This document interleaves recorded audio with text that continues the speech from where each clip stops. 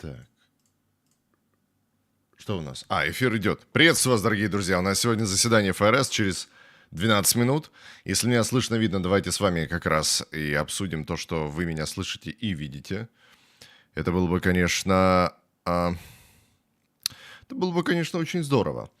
Значит, у нас с вами было решение по процентной ставке примерно 18 минут назад. И, как и ожидалось, процентная ставка была снижена до 4,5%. Нет, подожди, это по нижней границе. И это 25 базисных пунктов у нас сокращение. То есть у нас с вами были ожидания. Давайте я сразу буду вам показывать. Что-то тормозит. Вот, у нас с вами были ожидания, что примерно 99,7% то, что будет снижение 25 базисных пунктов. Собственно, это и произошло у нас с вами. И 0,3%, 30 базисных пунктов, на то, что у нас будет снижение на 0,5% сразу до 4,5% по верхней границе. Сейчас у нас ставка составляет 4,75 по верхней границе. Была 5,0, ну, соответственно, снижение 25 базисных пунктов у нас произошло по ФРС. Следующее заседание, просто скажу, оно будет у нас в декабре, 18 декабря. И здесь, как вы видите, существует некий разброс. Потому что существует 36% вероятность того, что у нас ставка останется на том же уровне. И мы видим с вами, что эта вероятность растет со временем. Да? То есть у нас месяц назад она была 14%. Потом неделю назад 23%, затем 29%, сейчас она 36% составляет прямо сейчас, что будет пауза в ставке ФРС в декабре месяце. И все еще 63%, 64% на то, что будет снижение на еще 25 базисных пунктов, шаг в декабре месяце. И сегодня нам господин Пауэлл эту красоту и расскажет. У нас, соответственно, пресс-конференция ФРС сейчас происходит. Будет происходить через 10 минут. И что интересненького вам можно рассказать? Да даже и не знаю. Да, то есть, наверное, стоит врываться в саму конференцию. Маха, наш президент. Заварился любимый напиток. Да, всех приветствую, друзья. Вот, поэтому по процентной ставке. Также было заявление только что ФРС продолжит снижать темпами. Да, давайте сейчас я... все прочитаю. Всю красоту. Так.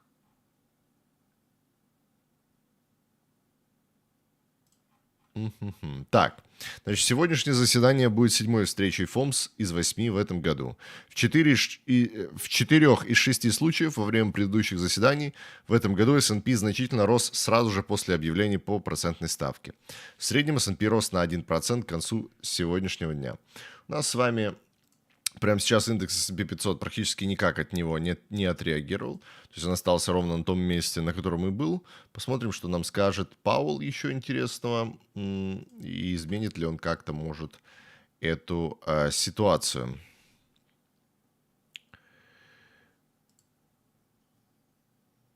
Вот. И, значит, что мы ожидаем прямо сегодня? Вероятность снижения ставки, как и ожидалось, 99%. Что она будет снижена на 25 базисных пунктов. Это и произошло. Так, давайте, нам экран больше не нужен. Это, собственно говоря, и произошло.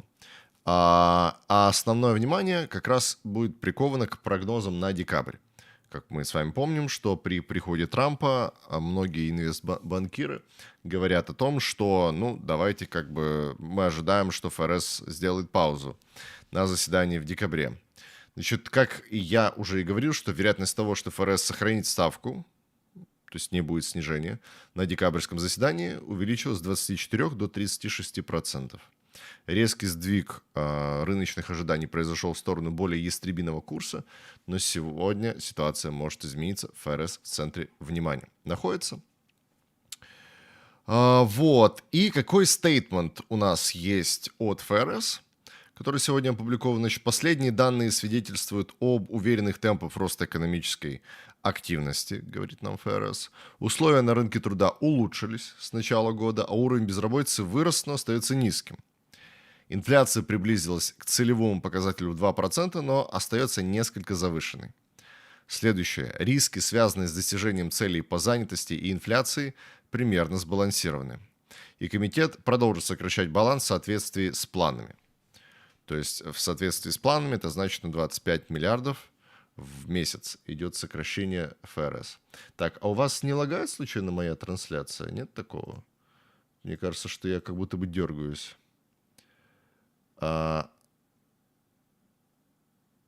Так, Юра, привет, кстати. Ребята, поздоровайтесь с нами. Юрий, Crypto Family.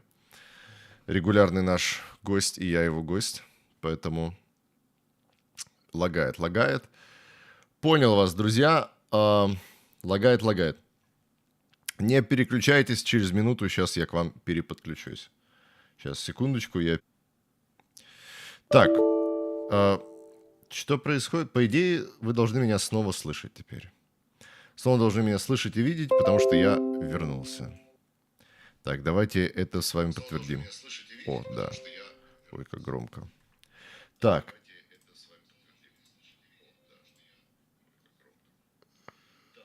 Чуть тише сделаем рабочий стол. Все, приветствую, друзья, еще раз. Теперь лагать, собственно, не должно. И мне нравится, какие у нас с вами гости. Криптохаб, Светло в темряве. Какие-то юридические лица подтянулись все. Да, приветствую всем, друзья.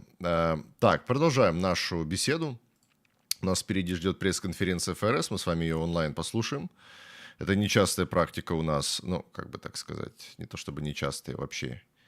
Впервые мы с вами это вместе сделаем. И, соответственно, мы поставим с вами Пауэлла на фон. Будем переводить то, что он говорит, параллельно слушать, смотреть. И, короче, все чувства будем задействовать, которые у нас только имеются. Так вот, о чем мы с вами говорили? Говорили о том, что ФРС продолжит сокращать на 25 миллиардов. Вы помните, что до этого было сокращение баланса самого ФРС. Вы помните, что раньше они сокращали больше, но с июня месяца этого года уменьшили объем сокращения. Вот. И мы видим с вами, что рынок прямо сейчас никак не реагирует на снижение ставки. То есть отреагировал ровным счетом никак. Давайте мы с вами посмотрим некоторую статистику, то, что касается ФРС. Это, конечно же, баланс ФРС, да, репо, обратное и все, что этого касается.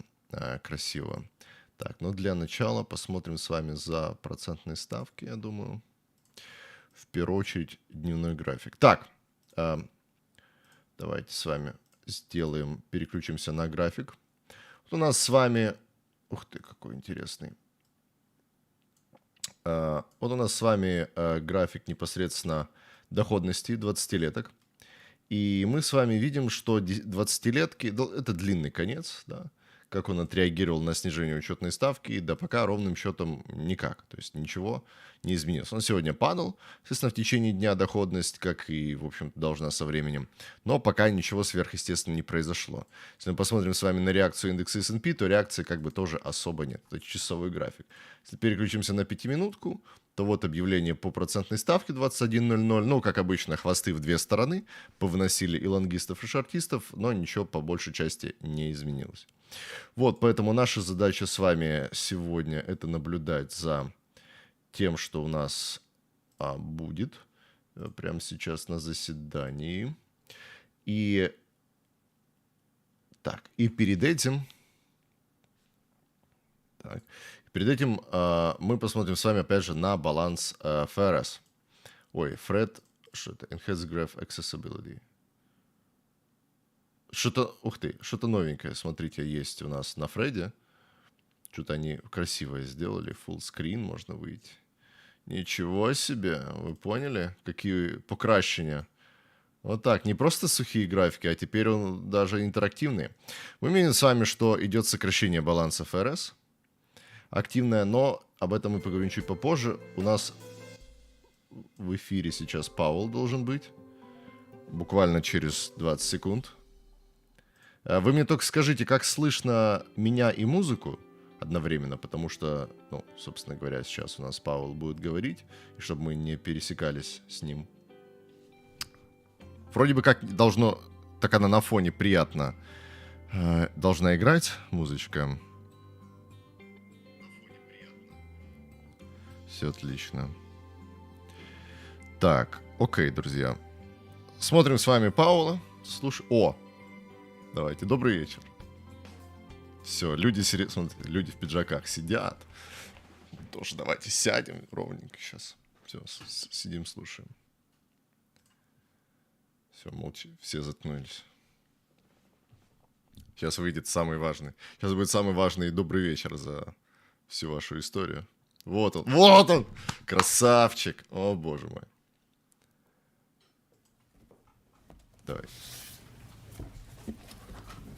Good afternoon. Good afternoon.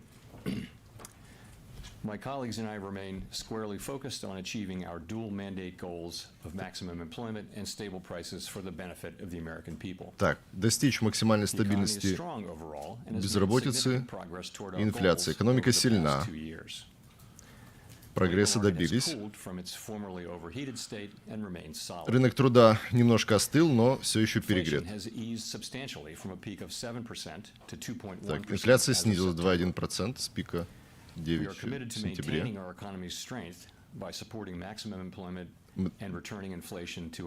Достигли сильной экономики снижения инфляции и сильной безработицы.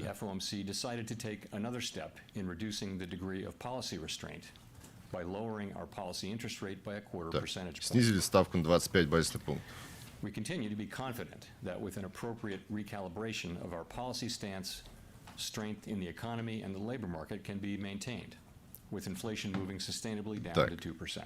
Будем сохранять сильный рынок, We also decided низкую to инфляцию. continue to reduce our securities holdings. Да, ждем инфляцию ниже 2%. About monetary policy after briefly reviewing economic developments. Так.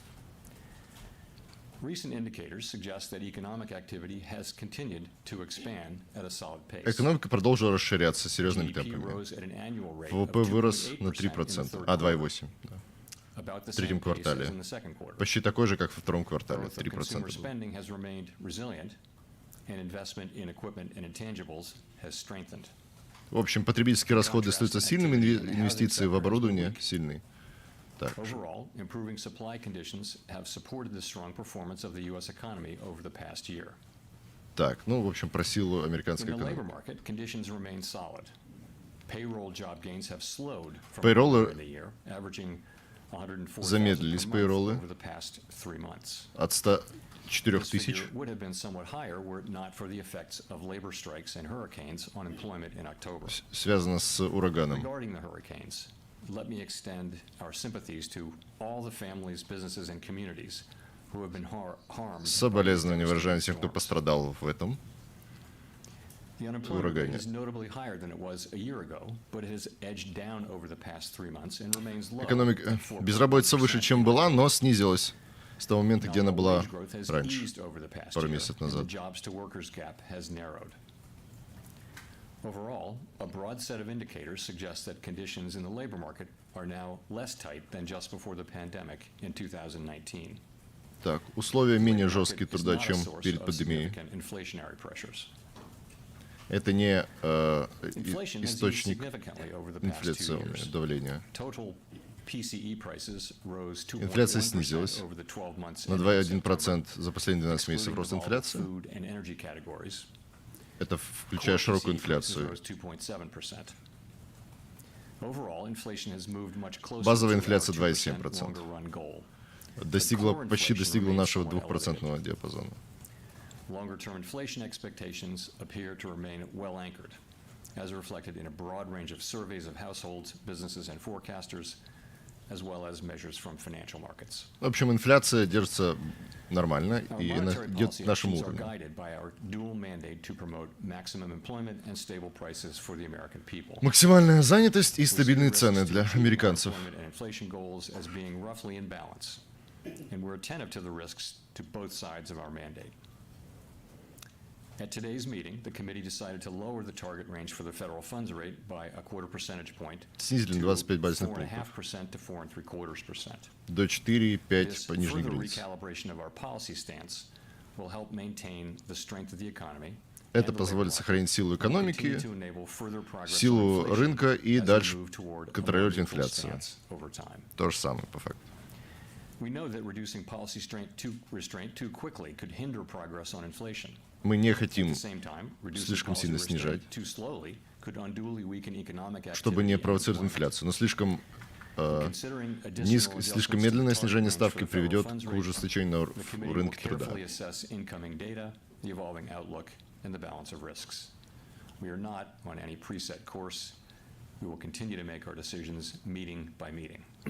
Мы будем принимать решения от As the заседания к economy заседанию. evolves, monetary policy will adjust in order to best promote our maximum employment and С новыми price экономическими stability goals. данными мы будем с вами If the принимать economy новые remains решения. strong and inflation is not sustainably moving toward 2%, Если экономика we останется can dial сильным, back policy restraint more slowly. мы будем снижать более медленно If the labor market ставку were to weaken снижать. unexpectedly, or inflation were to fall more quickly than anticipated, Если инфляция будет быстрее падать и рынок труда будет падать быстрее, мы будем policy быстрее is well снижать ставку. positioned to deal with the risks and uncertainties that we face in pursuing both sides of our dual mandate.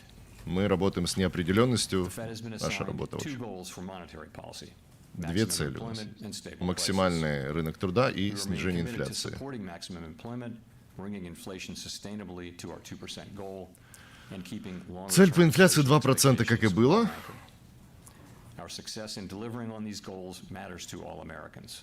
Наша цель, We в общем, understand для that американцев our эти цели, actions affect да, communities, донести. families, and businesses across the country. Everything we do is in service to our public mission. Кажется, он то же самое говорит уже четвертый раз, The Fed сори. will do everything we can to achieve our maximum employment and price stability goals. Можем делать все, что в наших силах, чтобы Thank you. достичь I look высокого... forward to our discussion. Ну, да, вот теперь вопросы. Поехали. Thank you. Given the expectation that the election outcome will produce policies that would meaningfully impact the U.S. economy next year, how is the committee taking these proposals into account for upcoming decisions, including potentially the next one in December? Как And выборы can you give us any more sense повлияют? of how proactive or reactive the Fed is prepared to be to changes in economic policies with the next administration?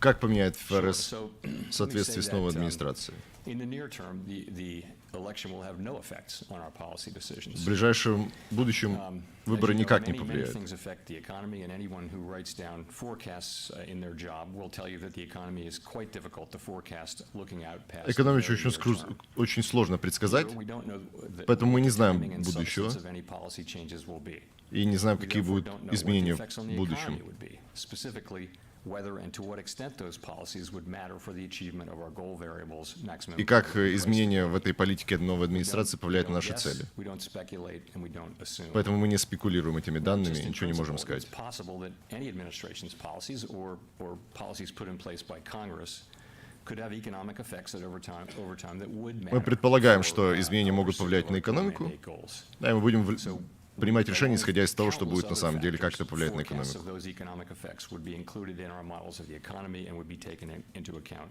through that channel. Мы будем принимать их во внимание, любые изменения, посмотрим, как это влияет на экономику. И исходя из этого уже принимать наши решения. Chair Powell, Nick Timrose from the Wall Street Journal. Wall Street Journal спрашивает. Roughly 1 year ago, when the 10-year Treasury was flirting with 5% and 30-year mortgage rates were near 8%, you noted how higher borrowing costs, if they were sustained, could weigh on economic activity.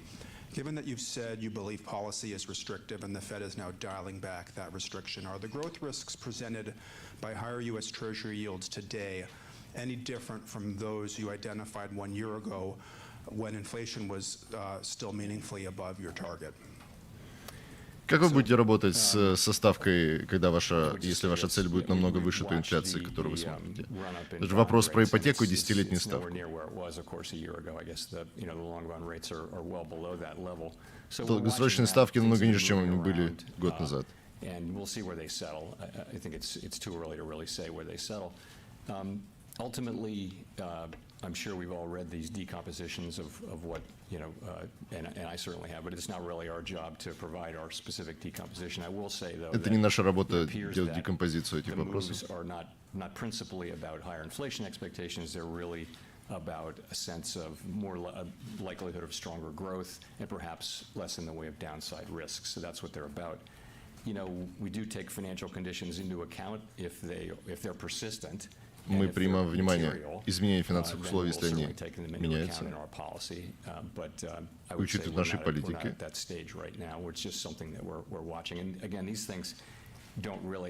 Эти вещи не сильно влияют на нашу работу. Мы работаем с другими факторами.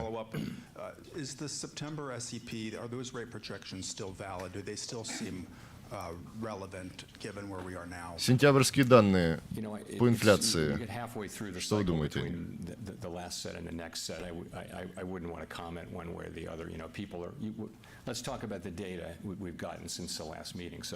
Мы можем говорить только про данные с последнего заседания.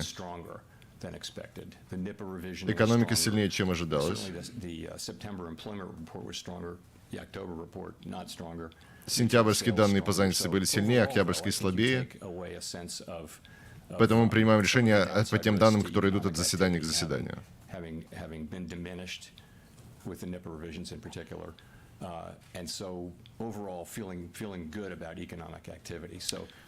Мы чувствуем хорошо себя относительно экономической активности. Мы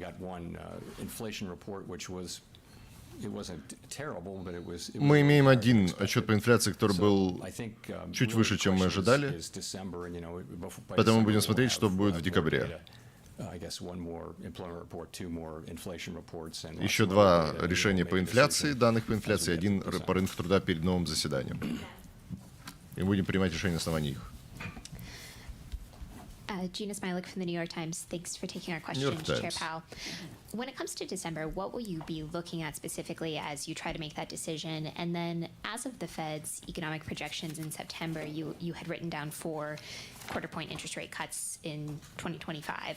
Do you still think that those are likely? Is that sort of the baseline outlook at this point, or has that shifted? And if it shifted at all, изменилась ли траектория изменения процентной ставки на 2025 год, по вашим ожиданиям? We don't fill out an SEP, and I can't characterize one that wasn't filled out today. So I can't really speak for kind of exactly where the committee is.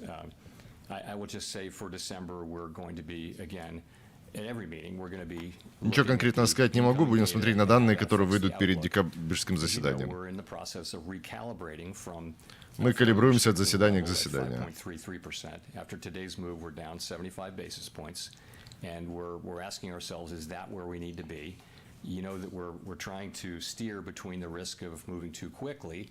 Мы двигаемся между риском двигаться слишком быстро или двигаться слишком медленно, чтобы не вызвать инфляцию и не обвал рынка труда. Короче, ничего конкретного опять. Короче, прогресс в инфляции и сохранение сильного рынка труда. Так ничего не знаю, что будет в будущем. Будем посмотреть в декабре.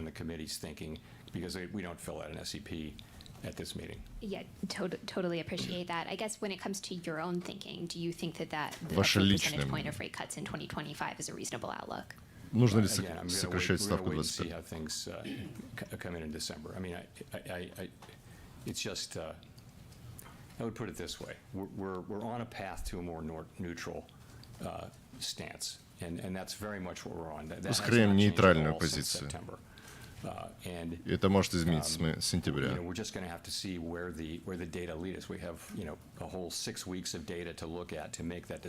У нас целых 6 недель из данных, за которыми мы следим.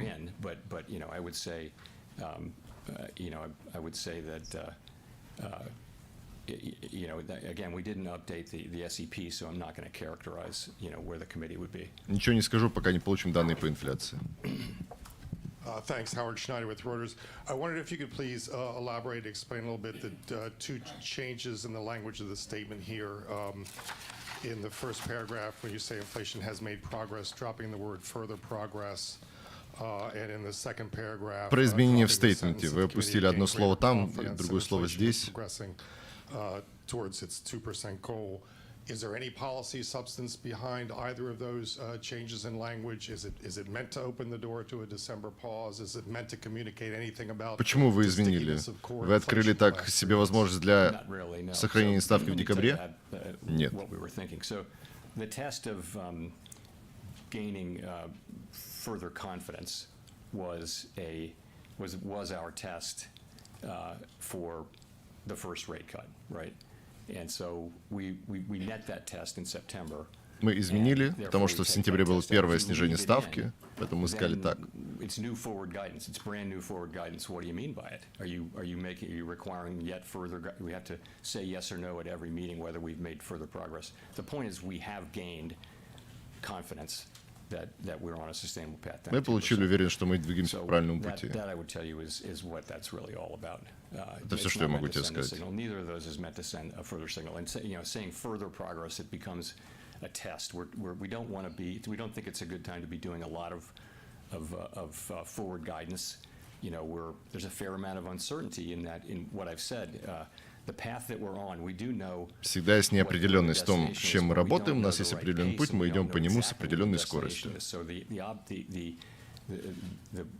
point is to find that.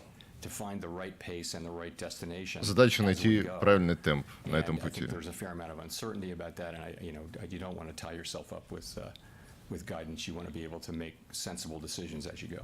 должны делать разумные решения по пути, к которому мы идем.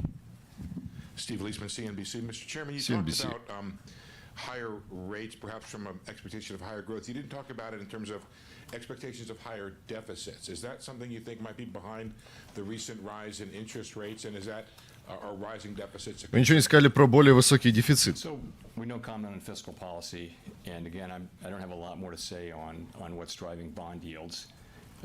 In terms of policy changes, though, let me give you a sense of how this works in the ordinary case. Let's say Congress is considering a rewrite of the tax laws. Doesn't matter what's in the content. So we would follow that. At a certain point, Допустим, Конгресс захочет снизить налоги. So we'd start to model it. И мы будем моделировать это в наши прогнозы и уж да, исходить из тех моделей, которые у нас есть. Очень много вариантов того, как снижение или изменение налогов влияет на экономику, и мы будем принимать решения по монетарной политике, исходя из этих решений. Например, если Конгресс захочет изменить что-то. Trying to understand it, then when it actually passes, it goes into the model, along with a million other things. So, we have a very large economy. Many things are affecting it at any given time. And, очень много у нас составляющих нашего моделирования. It's a process that takes some time. Clearly, the legislative process takes a lot of time. And of course, the real question is not the effect of that law. It's all of the policy changes that are happening. What's the net effect?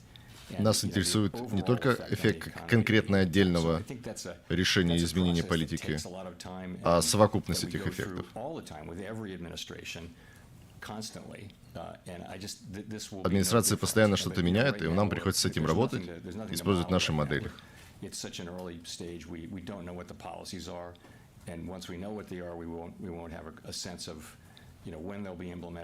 заметили, что у него точно такие же очки, как у меня? Только у меня зрение хорошее.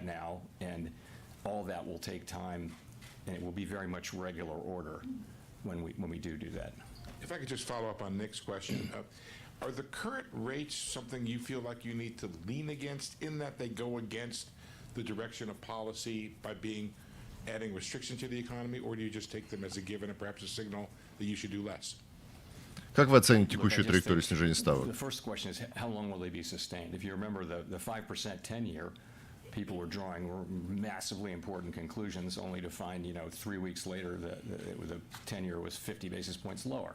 So it's material changes in financial conditions that last, that are persistent, that really matter, and we don't know that about these. What we've seen so far. We're watching it, we're reading, we're doing the decompositions and reading others, but мы смотрим на долгосрочные ставки, используем нашу декомпозицию, но принимаем решения по монетарной политике.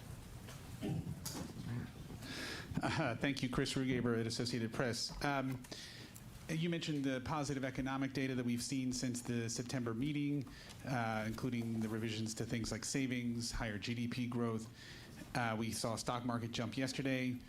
That's renewed some of the questions about why do many cuts at all in this with this backdrop. Почему вообще должны сокращать ставки в этой ситуации?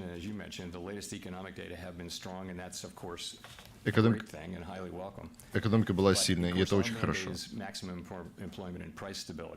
Мы сохраняем сильную занятость и стабильность цен.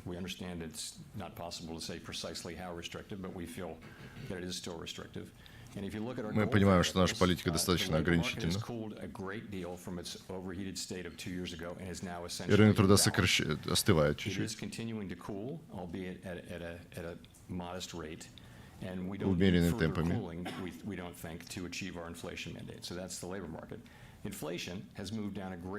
Инфляция очень сильно также снизилась. Намного выше, чем 2 года назад. И мы ожидаем, что она снизится до 2%. Если посмотреть на эти два момента, то мы калибруем нашу политику, исходя из этих данных по инфляции и рынку труда.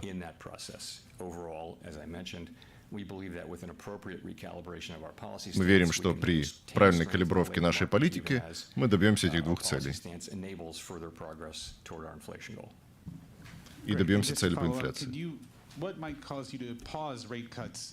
Что может повлиять на то, чтобы вы сохранили ставку, не снизали в декабре? Это важный вопрос.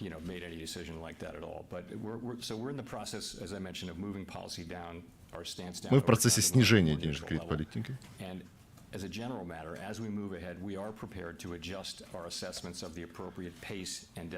И мы калибруемся, исходя из тех данных, которые выходят, в том темпе, который будет. Если мы видим, что остывает рынок труда, мы будем снижать быстрыми темпами. Если это нейтральными темпами, то мы будем пересматривать политику. Мы пока еще не делали такие решения.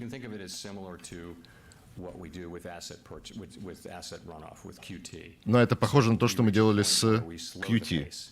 Мы снизили темпы снижения QT в июне. Это похоже на ситуацию, когда самолет прилетает в аэропорт, он снижает скорость. Вот мы делаем точно так же. So, with the noise in the jobs reports that we've seen, and you look at the Fed's favorite inflation, PCE inflation, overall it's 2.1%, very close to the Fed's target, but core inflation is 2.7%, and it's been that way since July. So why doesn't this data give fuel to a rate pause for this meeting? Волатильность на рынке труда, 2,1% ПЦЕ, инфляция, но 2,7% чистая инфляция, ПЦЕ. Почему вы не сделали паузу на этом заседании?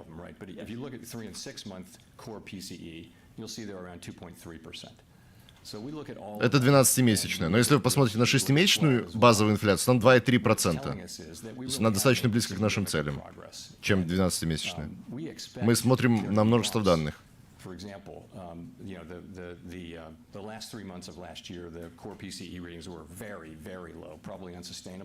Последние 3 месяца вообще у нас было ПЦЕ очень низкое, намного ниже нашего таргета. An example of residual seasonality, so that we saw last year. So when that falls out of the 12-month calculation in February, we should see a thing down. So it'll literally be a bump up and then down. We understand that. Overall, you see the progress on inflation, and you also look at the economy and you say, what is the inflation story now? Мы видим снижение инфляции, мы видим чистый рост экономики. Non-housing services and goods, which together make up 80% of the core PCE index, are back to the levels they were at the last time we had sustained 2% inflation, which happens to be in the early 2000s for a period of. Определенные параметры инфляции снижались до 2%, там, где они были в раннем 2000 году. What's going on there is, market rents, newly signed leases are experiencing very low inflation. And what's happening is older, leases that are turning over are taking several years to catch up to where market leases are, market rent leases are. So that's just a catch-up problem. It's not really reflecting. Это не проблема, в общем, вопрос инфляции, это не вопрос текущего дня, а это вопрос типа прошлых данных, которые тянутся.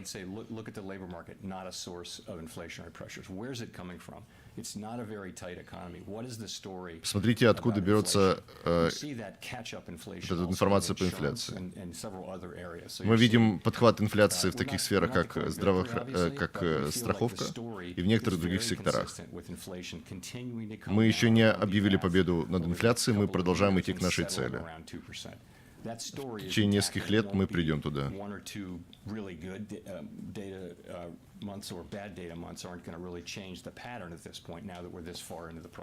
So you're quickly trying to get to that neutral rate that you see, or do you foresee that you have some time to get there? Вы хотите как можно быстрее нейтральную ставку или вы хотите прийти к инфляции как только быстрее?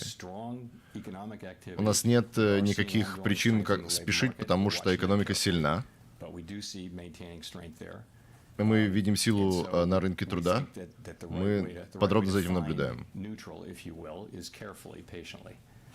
Мы соблюдаем нейтральную ставку и аккуратно и выжидательно двигаем ее. Экономика пока остается сильным. Мы имеем возможность двигаться достаточно медленно и уверенно между двумя рисками. Имеется в виду рост безработицы и снижение инфляции. Bloomberg. Two questions today. Did you learn anything about what Americans think about the economy from the election results? First question. Second question. Что вы думаете относительно того, что американцы думают про экономику, исходя из последних выборов?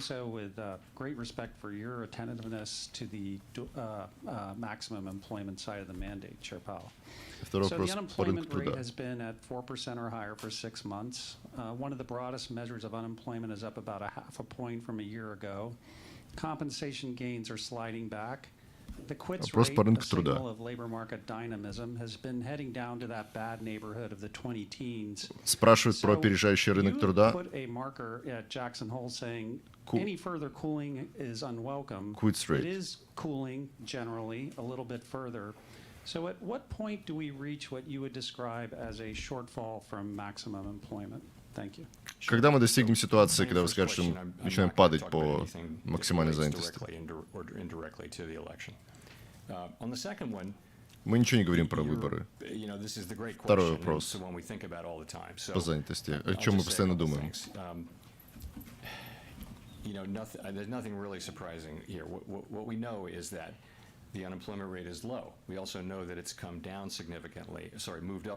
Мы знаем, что безработица низкая и потихоньку двигается вверх. Мы видим изменения в нашей безработице. Я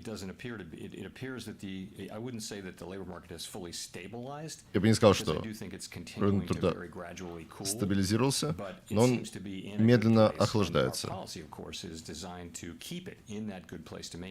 Но мы сохраняем его в достаточно приятном месте, чтобы добиться нашего прогресса в снижении инфляции.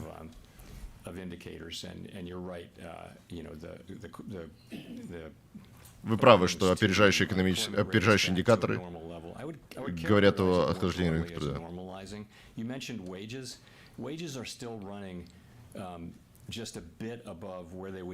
Заработная плата растет чуть более быстрыми темпами, чем нам нужно, чтобы инфляция сохранилась на 2%.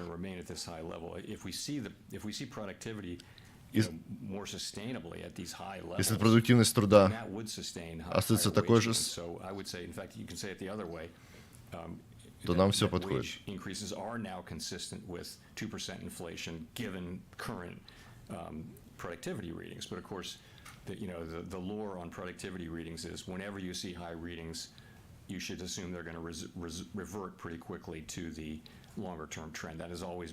Как только вы видите, что продуктивность где-то растет, то она, как правило, возвращается к более длительному тренду. У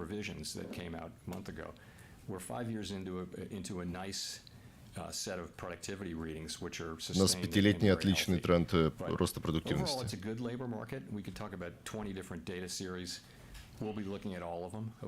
Мы смотрим на 20 различных данных по рынку труда. Мы смотрим на все они.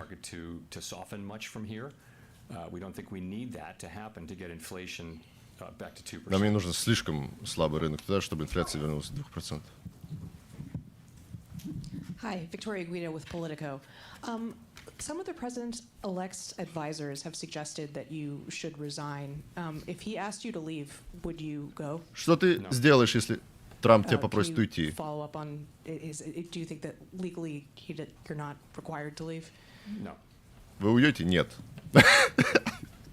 Просто такой, если Трамп попросит вас уйти, вы уйдете? Нет.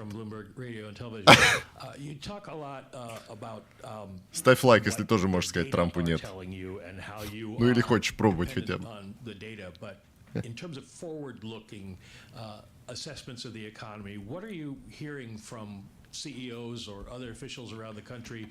What did you hear today from Что вы слушаете bank presidents about от всего? Consumers think about where the economy is going from here? Куда экономика двигается от руководителей крупных компаний? With what your forecasts have been and what you think the appropriate policy path should be. So it's hard to characterize a really interesting set of discussions we had, and of course you'll see them in the minutes in 3 weeks. But I would say this: I think the comments from our Reserve Bank colleagues and from the CEOs that they talk to are pretty constructive on the economy right now. Я думаю, что комментарии от наших коллег и от всего вполне себе конструктивные. Что рынок туда двигается к нормальному ситуации, где он не слишком перегрет, как 2 года назад. Люди чувствуют себя хорошо там, где экономика есть сейчас. Мы видим 2,8% роста в третьем квартале. Это сильная экономика. Это супер. Великолепно. Короче, экономика США сильна.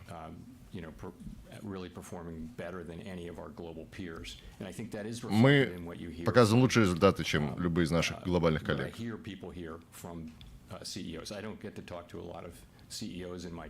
Я не слишком много общаюсь с директорами.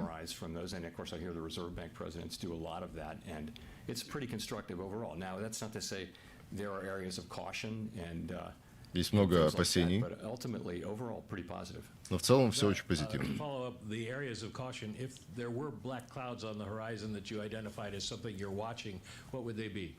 Какой бы был бы черный лебедь, если бы ты думал? Геополитические риски высокие, но они оказывают не сильное влияние на экономику США. Может повлиять на цены на нефть.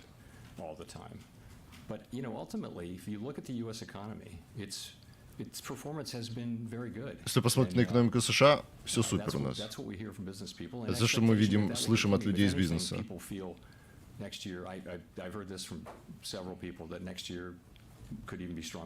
И следующий год может быть даже сильнее, чем этот. Hi, it's Andrew Ackerman with the Washington Post. Washington Post. I just wanted to follow up on the discussion earlier on fiscal policy. Your predecessors, Greenspan and Volcker, spoke up loudly when they thought large budget deficits endangered economic or financial stability. Will you do that too? And right now we're in a period of full employment. We have large budget deficits and debt at historic and у нас огромный бюджетный дефицит, сильная занятость. То, о чем вы думаете, что вы можете сказать? No more, no less than what the predecessors you mentioned have said. And what that is that the U.S. federal government's fiscal Это работа не наше отделение. The level of our debt relative to the economy is not unsustainable. The path is unsustainable. And we see that in, you've got a very large deficit at Мы видим, что огромный долг ВВП и рост очень несоответствующий. Не то, что нам нужно. It is ultimately a threat to the economy. Now, I can say that. I don't have oversight. We don't have oversight over fiscal policy.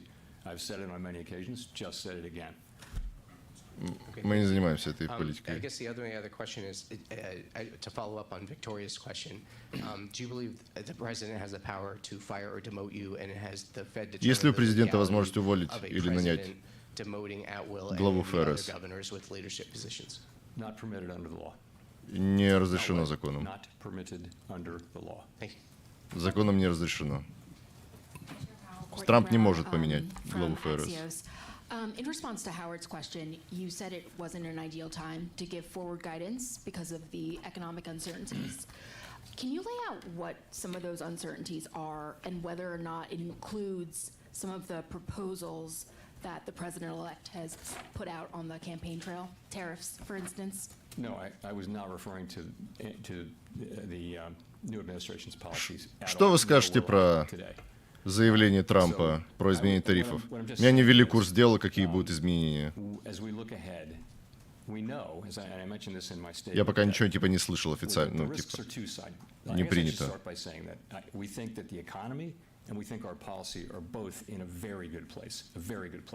Мы видим, что у нас все хорошо. Короче, наша экономика сильна.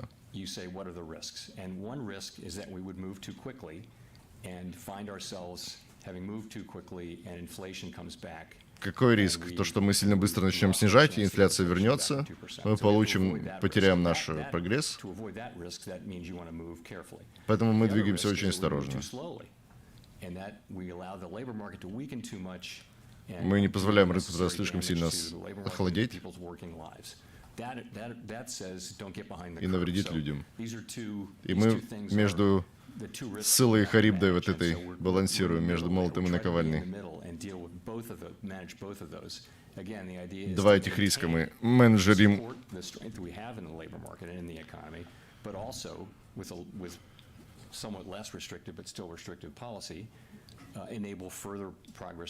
Мы придерживаемся достаточно ограничительной политики, чтобы придержать прогресс, чтобы идти на прогресс снижения инфляции. What the right path is, you know, it's not as important. The precise timing of these things is not as important as the overall arc of them, and the arc of them is to move from. Важно не конкретно тайминг, а общая динамика, чтобы мы находились в достаточно нейтральной зоне. Мы только знаем то, что работает.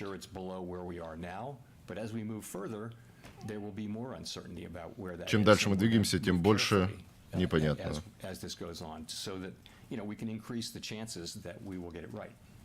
Мы увеличим шансы, что мы все сделаем правильно. Thank you, Chair Powell. Simon Erminovich with The Economist. I know you don't want to share your decomposition of bond yields, but if you look at the break-evens, it is clear that longer-term inflation expectations do seem to have risen up at about 2.5%, for example, on the 5-year. Вопрос по ожиданиям долгосрочной инфляции и по процентным ставкам по облигациям. That longer-term inflation expectations are de-anchoring, or put another way, are anchoring at a slightly higher level? Меняется ли ожидание более высокой инфляции? If we thought we saw longer-term inflation expectations anchoring at a higher level. That's not what we're seeing. We're still seeing. Мы не видим, чтобы ожидание долгосрочной по инфляции увеличилось. Это то, что мы видим сейчас. Постоянно смотрим опросы и ожидания рынков. Мы смотрим на пятилетку. Это там, где оно было. Ожидание по инфляции пятилетней. И мы как раз видим, что она держится на 2% уровне. In a place that's consistent with 2% inflation, but you're right to say we watch that very carefully, and we will not allow inflation. Мы не позволим инфляции расти, мы следим за этими показателями. Не думайте, что вы один их видите.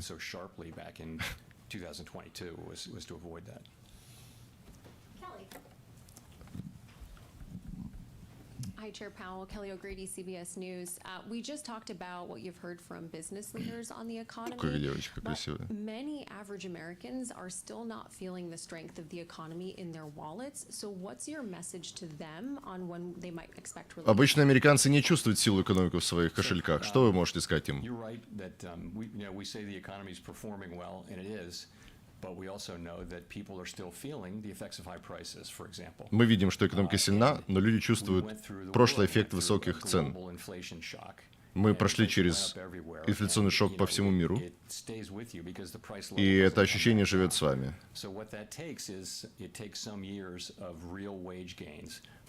Для этого нужно несколько лет роста зарплат,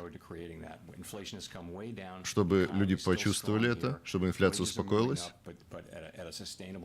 и экономика росла нужными темпами. То, что нужно происходить, уже происходит. Но нужно некоторое время, чтобы люди обрели уверенность и чувство того, что все хорошо. И мы уважаем их чувства. Мы уважаем их чувства, мы подвергаем их сомнению. Трамп критиковал вас. Что вы думаете, как это изменит вашу деятельность? Я не буду говорить ничего про политические вопросы. Про Трампа, видите, ничего не комментирует.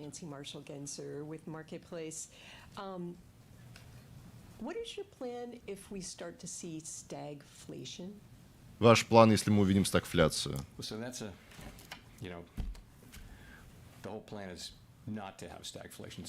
План не иметь стагфляцию. Это наш план. Это очень тяжелая штука. Все, что вы делаете с процентными ставками, будет влиять.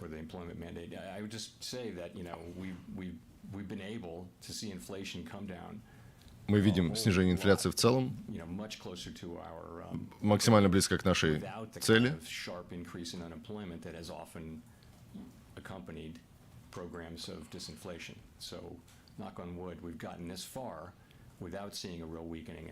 Мы дошли так далеко в улучшении инфляции, но при этом не угробили рынок труда. Поэтому это то, что мы делаем прямо сейчас.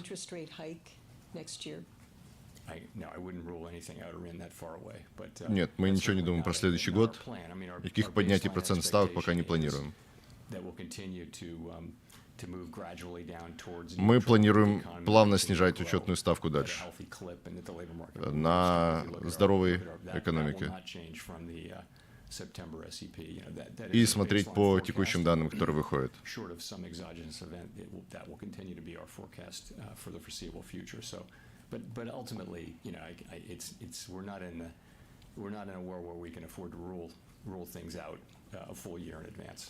Мы не в том мире, где мы можем контролировать моменты на год вперед. Последний вопрос. Hi, Chair Powell. Jean Young with MNI Market News. I wanted to go back to a comment that you had made about Americans being quite unhappy about the cumulative price level rises over the past few years. Вопрос про американцев, которые несчастливы кумулятивным эффектом роста цен. Would it be appropriate for the Fed to undershoot for a while on its inflation goal under the average inflation targeting regime?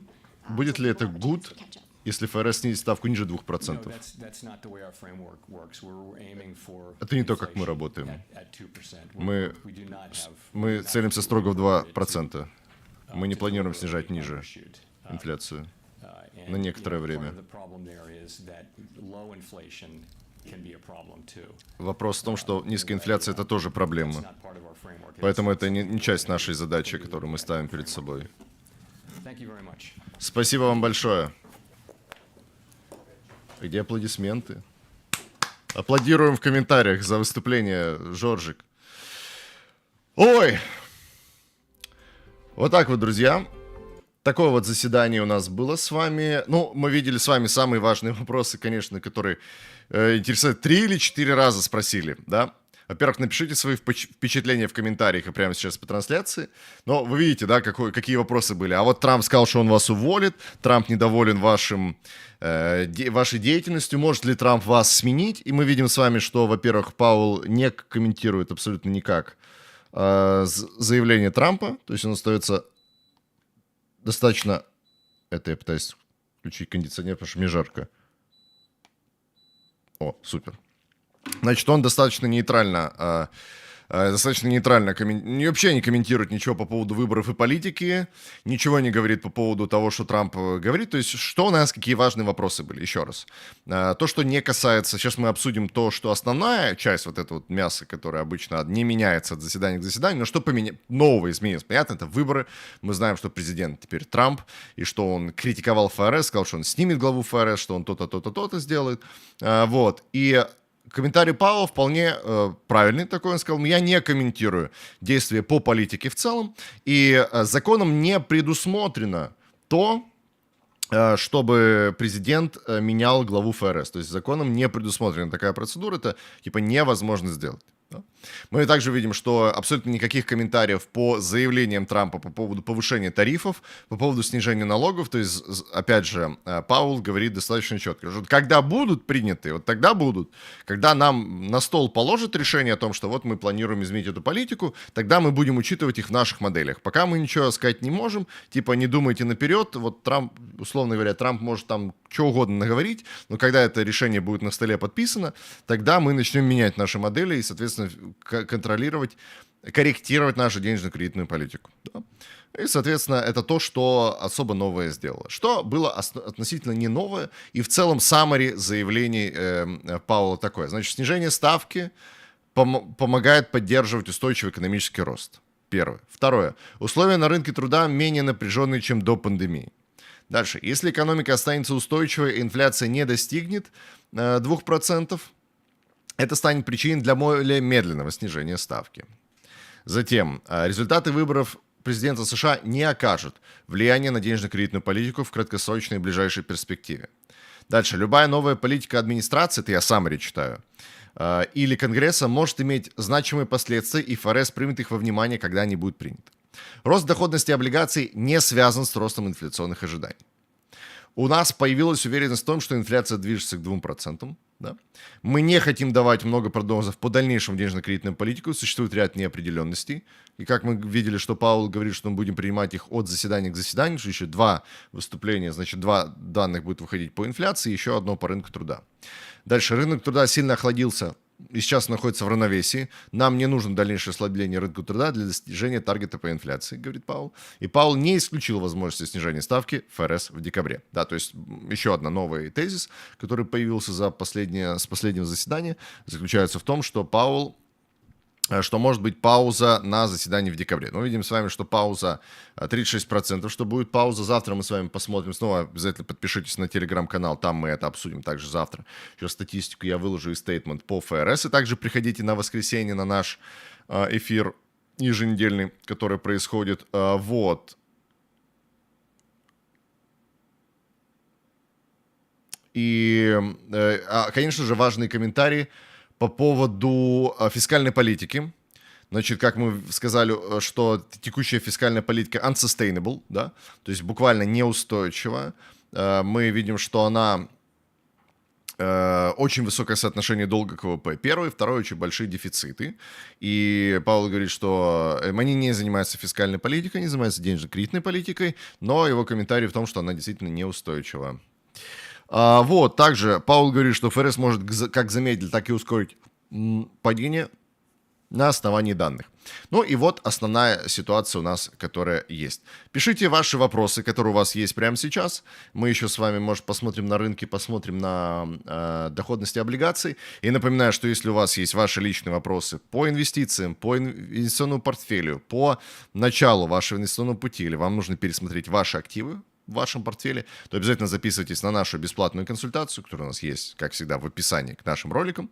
Обязательно. Ну и, конечно же, наши обучающие курсы, которые помогают вам сделать из вас себя, а мы из вас сделаем более квалифицированных инвесторов, где вы можете зарабатывать деньги на любом рынке, на падающем, на растущем. В общем, главное, чтобы вы понимали, что вы делаете. Что мы видим с вами, реакцию рынков какую?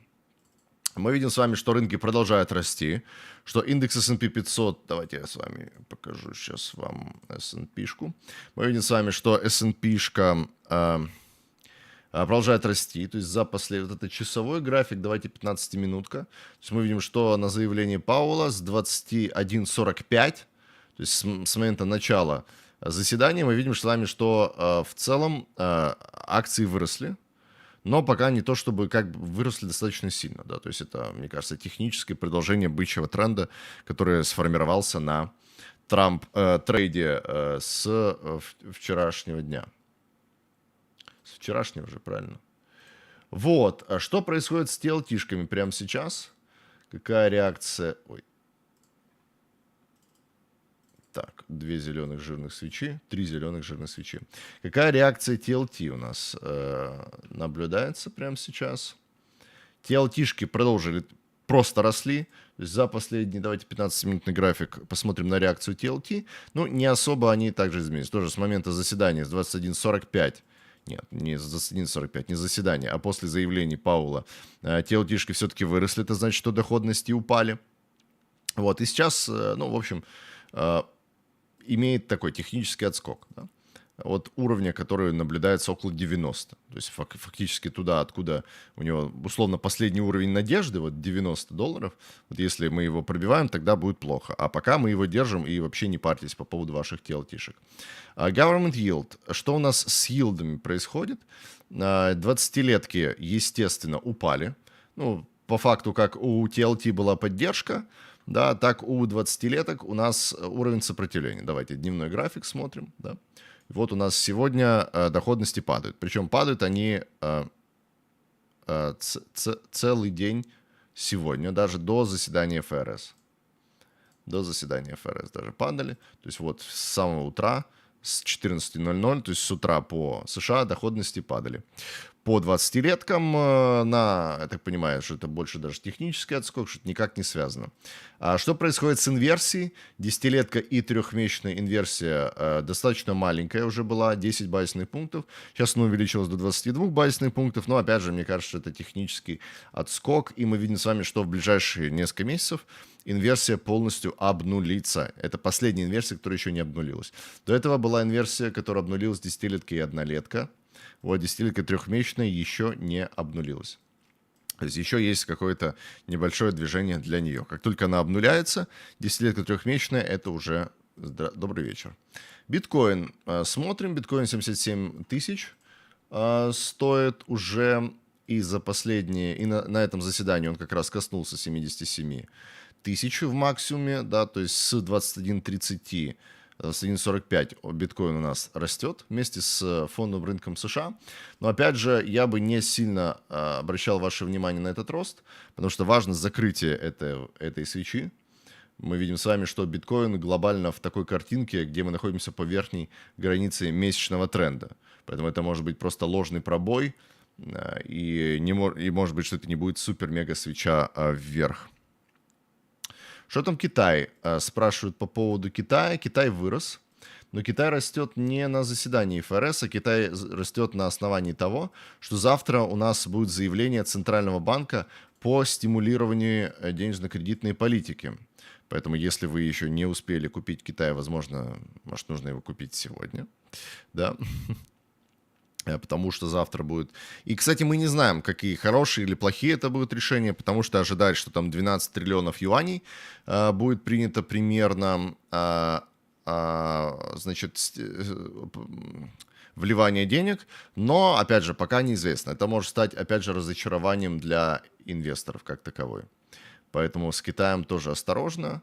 Можно действовать по второму принципу реагирования, реагировать после того, как ситуация произошла, уже подхватывать новую волну бычьего тренда, чем сидеть в просадке. Вот, мы видим с вами, что доллар США падает на заявлениях ФРС, но опять же, это скорее, можно сказать, что на заявлениях ФРС он действительно падает. С 21:45 падает у нас доллар США, но если смотреть на картинку чуть более глобально, то это потому, что доллар США в целом может находиться в нисходящем тренде. И вообще напоминаю, что у нас доллар США должен снижаться со временем, потому что и Трамп, и вообще все, кто угодно, кто бы не пришел к власти, говорил нам о том, что им выгоден слабый доллар. И вообще у доллара США есть свои циклы, они, как правило, 8-летние. Если вы посмотрите на индекс доллара без всяких яких, то увидите, что у него абсолютно свои вот такие вот веселые 8-летние, как правило, циклы. циклы. Просто проблема в том, что этот цикл у нас длится с 2011, даже 2008, я бы сказал, года. Ну, все-таки правильно, с 2011. Да, с 2011 по 2022 у нас было 11 лет, то есть больше, чем 8 лет усиления доллара США. И дальше траектория его, естественно, должна быть только на понижение, потому что никому не выгоден сейчас сильный доллар. Поэтому глобально снижение доллара – это то, что мы можем ожидать в ближайшие несколько лет. Это почти точно. То есть это так работают циклы. На рынке, а, соответственно, сильный, слабый доллар – это сразу все товарные активы растут в цене определенно. Это акции вне США показывают лучшую доходность, чем акции США. Ну и все в этом прочем. Если нужно, об этом поговорим позже на недельном эфире. TLT-шки хорошо перформят, я вижу, все-таки продолжают расти. Растут драгоценные металлы, но опять же растут на основании падения доллара США. Мы видим, серебро выросло на 2,5%, золото на 1,5%. Да? Вот. Так что такие дела. То есть, что мы с вами видим? Мы поняли с вами про заявления, которые касались относительно Трампа. То есть, что изменится в политике ФРС с новой администрацией, ответ пока неизвестно, что администрация постоянно что-то меняет, и мы принимаем решения на основании уже принятых решений, что Трамп не может снять Пауэлла, что тарифы новые Трампа, опять же, еще пока не приняты, поэтому ничего мы не можем делать, что экономика сильна, что безработица находится в хорошем состоянии, остывший рынок труда, но в идеальной зоне, это gold стандарт, условно назовем так, что инфляция движется к целям, все хорошо. Короче, да. По поводу безработицы, конечно же, нам нужно с вами уже смотреть в декабре, потому что напомню, что безработица начинает свой активный тренд роста, как правило, несколько месяцев после первого снижения ставки. Несколько месяцев после. То есть январь, декабрь, февраль может стать сюрпризом по безработице. А на этом, я думаю, сегодня все. Друзья, если у вас есть какие-то вопросы, то можете задать. Мы с вами часик посидели, да? Мы с вами часик посидели. Я прошу вас проставить лайк этой трансляции, поделиться им в соцсетях, написать поддерживающий комментарий после этого видео. Ну и, конечно же, приходить к нам на консультации, на обучающие курсы, если вы хотите стать более профессиональным инвестором, понимать макроэкономику, общаться с Пауэллом лично, да. Но это не точно, это не можем вам гарантировать. Вот, и мы с вами, естественно, увидимся на еженедельном эфире. У нас было аж 2 эфира подряд. Да, то есть первый эфир, ну, первый не мой эфир, это онлайн-трансляция выборов. Затем вчера мы с вами созвонились, списались, в эфир вышли на основании обсуждения Трампа. Сегодня мы с вами обсуждаем денежно-кредитную политику, и через 2 дня, в воскресенье в 12 часов, мы с вами собираемся в целом на закрытие этой недели. Я благодарю вас за сегодняшнее внимание. Было здорово. Вы молодцы, как обычно, поддерживали активностью, лайками, комментариями и своим присутствием. К нам зашли наши коллеги, и Юра Франциско, и многие другие. Благодарю вас за то, что смотрите мои эфиры. Спасибо вам за то, что приглашаете. И хорошего вам вечера. Всего самого наилучшего. Друзья, пока-пока.